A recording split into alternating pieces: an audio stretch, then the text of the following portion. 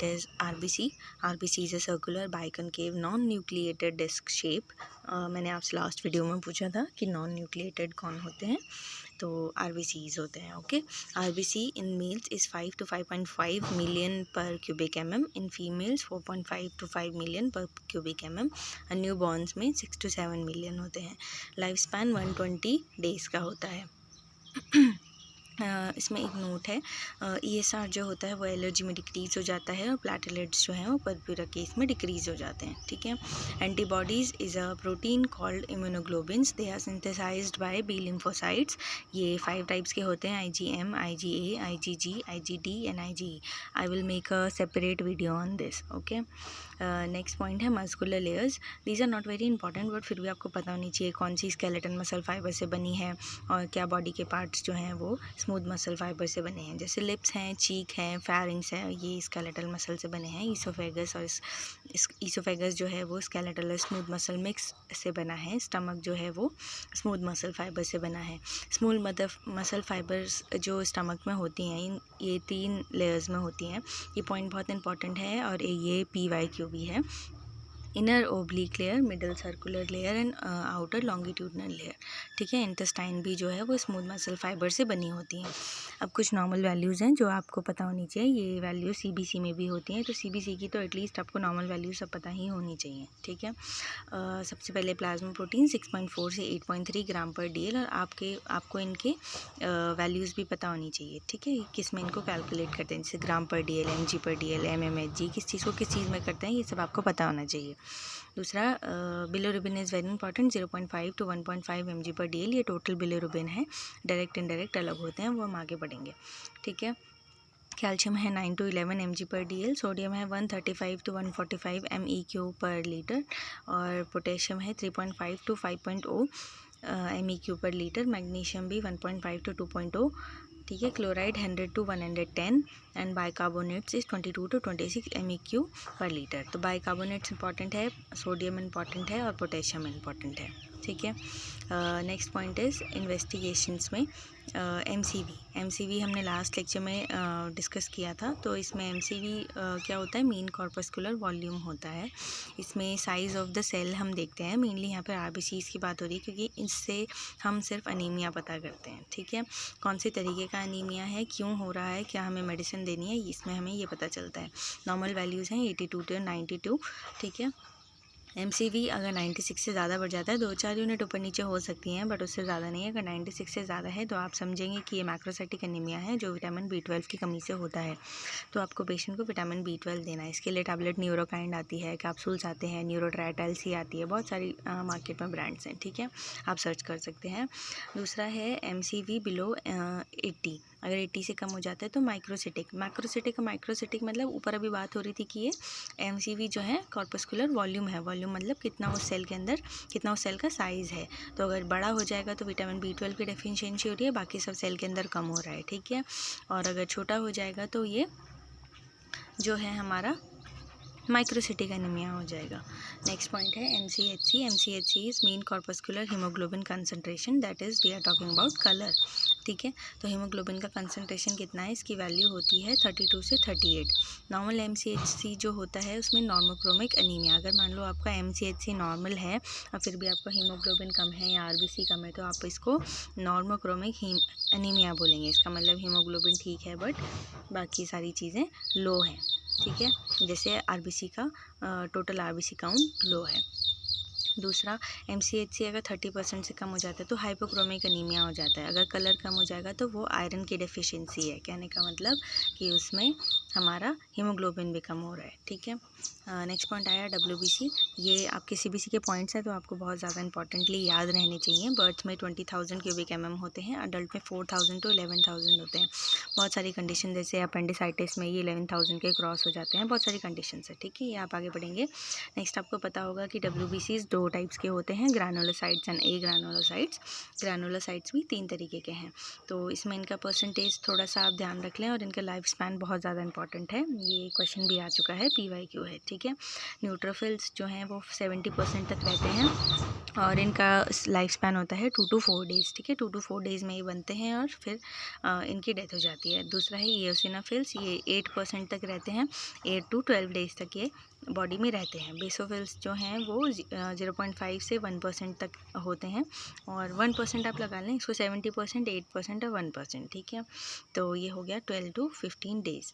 फिर आए ए ग्रैनुलोसाइट्स। ए ग्रैनुलोसाइट्स में 2 चीज़ें होती हैं, लिम्फोसाइट्स जो 2 तरीके के होते हैं, T lymphocytes and B lymphocytes हमने पढ़ा है, जो हमारी ह्यूमरल इम्यूनिटी भी बढ़ाते हैं, है ना। दूसरा लिम्फोसाइट्स जो हैं वो 30% तक होते हैं, 2 से 3 दिन तक इनका लाइफ स्पैन होता है। और मोनोसाइट्स जो हैं वो 5 to 10% तक होते हैं, 1 से 2 डेज़ तक इनका लाइफ स्पैन है। ल्यूकोपिनिया क्या होता है कि अगर TLC 4000 क्यूबिक mm से भी कम हो जाएंगे तो वो ल्यूकोपिनिया हो जाता है, ठीक है। ये किस किस कंडीशन में होता है, जैसे स्टारवेशन में, टाइफाइड फीवर में, वायरल फीवर में, बोन मैरो डिप्रेशन में। तो आप कभी भी CBC में देखें तो आप टाइफाइड और वायरल फीवर को हमेशा देख सकते हैं। और अगर कोई पेशेंट को फीवर वगैरह नहीं है तो आप पूछ सकते हैं कि आप स्टार्व करते हैं, ठीक है।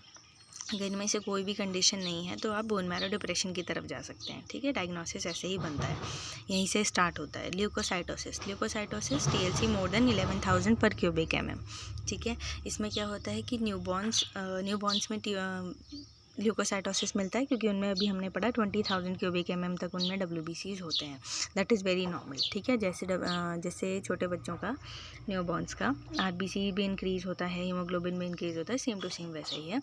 एक्सरसाइज करने से हमारे TLCs बढ़ जाते हैं, जो रेगुलर पीपल एक्सरसाइज करते हैं ना, जॉगिंग करते हैं या जिमिंग करते हैं।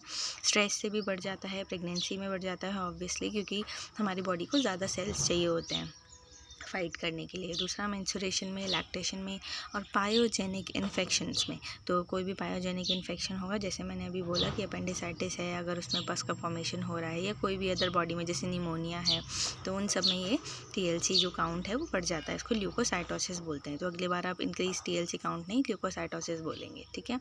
ल्यूकीमिया क्या है, अगर ये 50,000 से ज़्यादा बढ़ जाएगा तो ये कैंसरस कंडीशन हो जाएगी, ये सब आप लोगों को पता है, ठीक है। Neutrophils having fine granule cytoplasm with multi lobes nucleus. अब हम एक एक करके डिस्कस करेंगे कि ये कैसे कैसे दिखते हैं, ठीक है।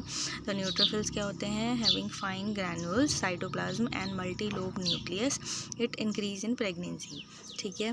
तो ये फाइन ग्रैनुल्स होते हैं, साइटोप्लाज्म, मल्टी लोब न्यूक्लियस होते हैं। न्यूक्लियस, आप न्यूट्रोफिल्स को कैसे पहचानेंगे, ये मल्टी लोब दिखेंगे, ये मेंस्ट्रुएशन में, स्ट्रेस में, बैक्टीरियल इन्फेक्शन में बढ़ जाते हैं। इओसिनोफिल्स, इसमें कोर्स ग्रैनुल्स होते हैं और ये पिंकी शाइनी कलर का आपको दिखता है और ये हिस्टामीन्स को रिलीज़ करता है, इओसिनोफिल्स। तभी हम एंटी हिस्टामीन्स देते हैं। जब भी आप एलर्जिक कंडीशन में किसी में देखेंगे तो इओसिनोफिल्स आपको बड़े मिलेंगे अगर आप CBC कराएंगे तो, ठीक है।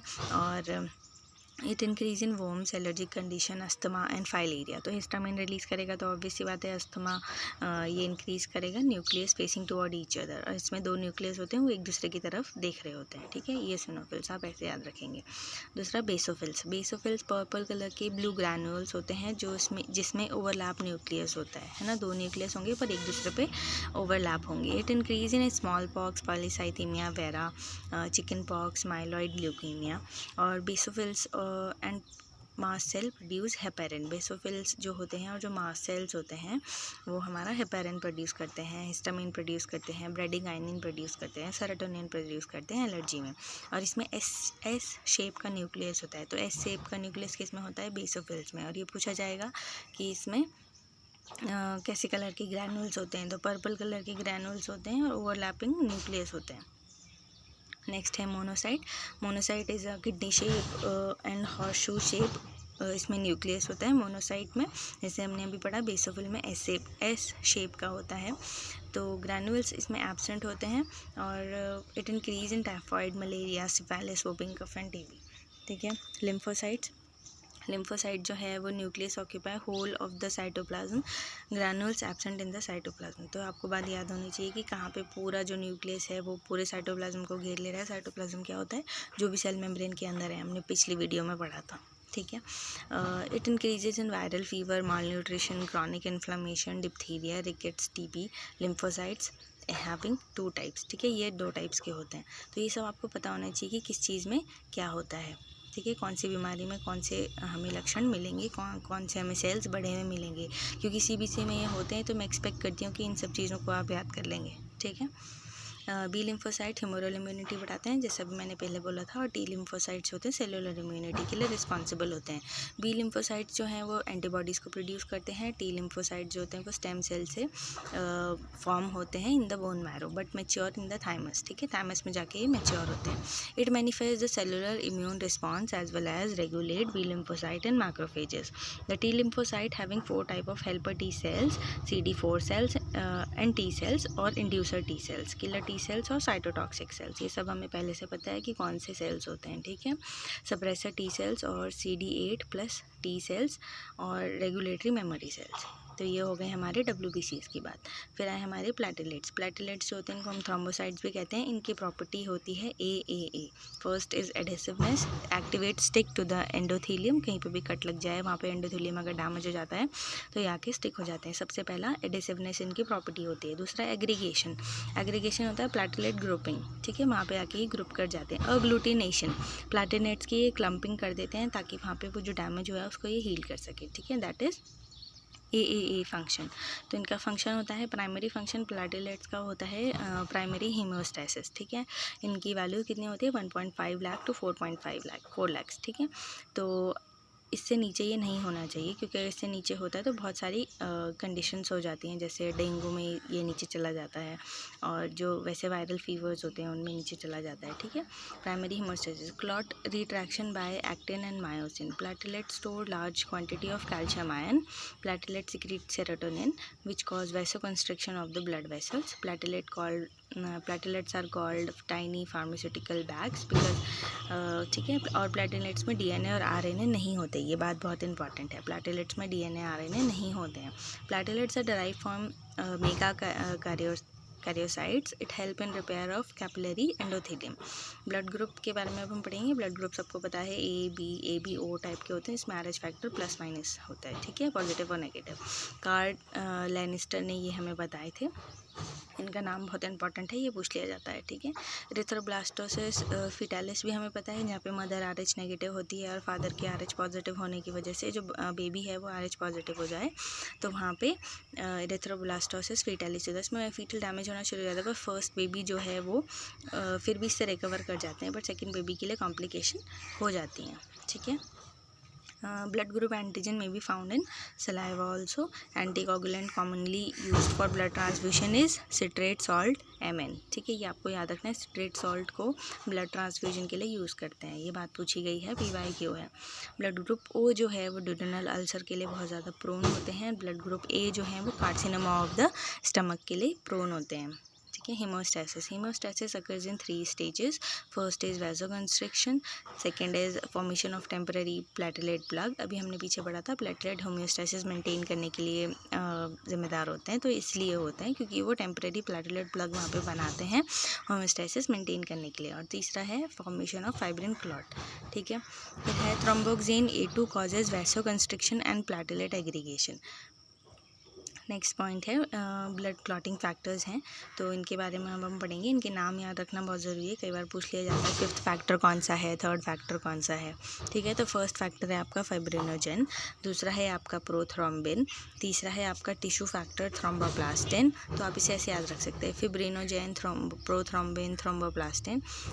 फोर्थ है कैल्शियम, फिफ्थ है लेबाइल, फोर्थ है कैल्शियम, फिफ्थ है लेबाइल, सिक्स्थ है अननोन फैक्टर, सेवन्थ है स्टेबल फैक्टर, देन एट्थ है एंटी हीमोफिलिक फैक्टर, ठीक है। एंटी हीमोफिलिक फैक्टर याद रखना बहुत इंपॉर्टेंट है। Fifth factor stable, fifth factor जो है लेबाइल फैक्टर, याद रखना बहुत इंपॉर्टेंट है, ठीक है। नेक्स्ट आया हमारा anti haemophilic factor, ninth factor जिसको हम क्रिसमस फैक्टर भी बोलते हैं। टेंथ आया स्टुअर्ट फैक्टर्स जिसको हम पावर फैक्टर भी बोलते हैं, और एंटी हीमोफिलिक फैक्टर सी, और एंटी हीमोफिलिक के बाद आता है हमारा हेगमन फैक्टर, हेगमन के बाद फिब्रिन स्टेबलाइजिंग फैक्टर। इसके लिए मैं आपका एक निमोनिक का अलग वीडियो बनाऊंगी, अगर आप ऐसे याद कर सकते हैं तो बहुत अच्छी बात है।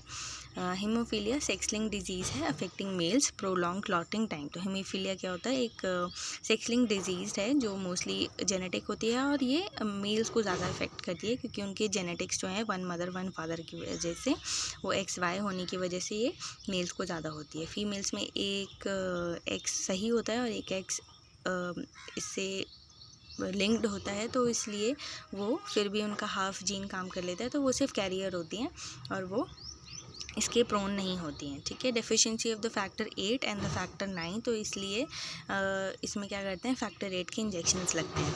आप आगे पढ़ेंगे आगे वाले उसमें, और आप देखेंगे भी अपने इंटर्नशिप पीरियड में। ठीक है, तो हीम ए, हीम बी, हीम 3, 3 टाइप के ये हीमोफीलिया होते हैं। सबसे पहला जो है वो क्लासिक हीमोफीलिया है, जिसमें 8th फैक्टर की कमी होती है। ठीक है, तो जो दूसरा वाला है उसमें 9th फैक्टर की कमी होती है, और जो तीसरा वाला है वो उसमें 11th फैक्टर की कमी होती है। तो जो फर्स्ट वाला है हीमोफिलिक फैक्टर, जो 8th वाला फैक्टर है, उसका नाम ही हीमोफिलिक फैक्टर है, उसकी कमी होती है। ठीक है, थैंक यू फॉर ऑल।